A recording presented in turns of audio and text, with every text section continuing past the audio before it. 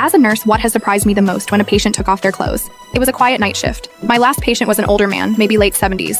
He joked a lot, called me kid, and said he hadn't been to a hospital since the 80s. When I helped him change into the gown, he paused, looked down, and mumbled, "Sorry if this is awkward." I said, "It's not." But then I saw it. His chest, back, and arms were covered in old, deep scars. Dozens of them.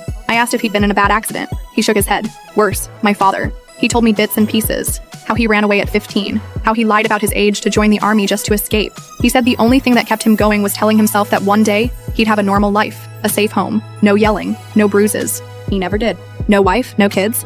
Just a tiny apartment and a cat named Lucy. Before I left the room, I asked if he needed anything. He smiled and said, "No, just thanks for seeing me." Most people don't. I stood in the hallway after and cried. Not because he was dying, but because no one had ever made sure he lived.